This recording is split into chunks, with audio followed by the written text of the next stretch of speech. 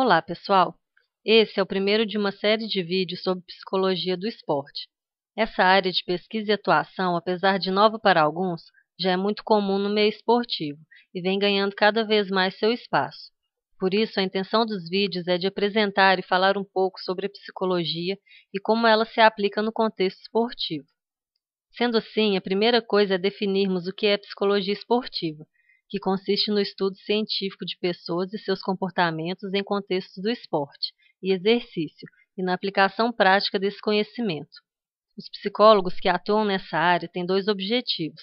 Primeiro, entender os efeitos de fatores psicológicos sobre o desempenho físico ou motor. Por exemplo, como a ansiedade pode afetar a precisão de um atleta ao bater o pênalti no fim de um campeonato. Outro objetivo é entender os efeitos da participação em atividades físicas sobre o desenvolvimento psicológico, a saúde e o bem-estar dos indivíduos, por exemplo, a influência do exercício em pessoas com diagnóstico de depressão. Apesar de todo o glamour do esporte competitivo, a psicologia não está presente apenas aí. Ela também está inserida nos locais onde o esporte educacional e recreativo estão presentes, no esporte de formação, como as categorias de base dos clubes, na reabilitação de atletas e não atletas, com os indivíduos portadores de necessidades especiais e, é claro, no esporte competitivo, independente da modalidade.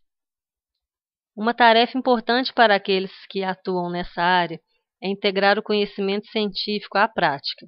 É necessário haver um maior diálogo entre eles no sentido de entender, descrever, explicar e desenvolver estratégias para aprimorar as habilidades psicológicas para melhorar o desempenho dos atletas. Um psicólogo no esporte tem algumas atividades a serem desenvolvidas no seu dia a dia. Os atendimentos individuais são importantes para conhecer melhor um atleta e suas demandas, que muitas vezes são diferentes do restante da equipe. Ele também deve realizar atividades em grupo, para discutir algo que esteja acontecendo com a equipe e precisa da cooperação de todos para que algum conflito ou questão importante se esclareça, mantendo o sigilo e integridade dos atletas como exigido na profissão. A psicologia pode atuar também com as comissões técnicas e, se necessário, com os dirigentes. Claro que com a intenção de ajudar a resolver as questões pendentes, nunca de impor uma verdade ou uma lição, mas a de mediar conflitos. E para que tudo isso aconteça, esse profissional deve acompanhar os treinos e competições para conhecer melhor o grupo, observar as limitações da equipe ou atleta, como também poder ver o seu desenvolvimento. O comportamento dos atletas costuma ser diferente nesses dois contextos, por isso a visão do psicólogo é importante. Além de tudo isso, ele deve estar o tempo todo em contato com uma equipe multidisciplinar, como fisioterapeutas e nutricionistas. Ele não trabalha sozinho. No Brasil, o pioneiro da psicologia do esporte foi João Carvalhais, que não era psicólogo, mas trabalhou e acompanhou a seleção brasileira de futebol em 1958, data em que a seleção conquistou seu primeiro título mundial. Hoje, temos vários psicólogos engajados em pesquisar e atuar nessa área e divulgar seus estudos. A maior referência atualmente é a professora doutora Kátia Rubio, com vários livros e artigos científicos sobre o tema. Também temos a professora doutora Regina Brandão, o professor doutor Eduardo Silo e a professora doutora Paula de Paula. Mas eles não são os únicos. Existem vários outros psicólogos espalhados por todo o país, dando a sua contribuição para a área. Dentre as abordagens psicológicas, há aquelas que são mais utilizadas pelos psicólogos no contexto esportivo.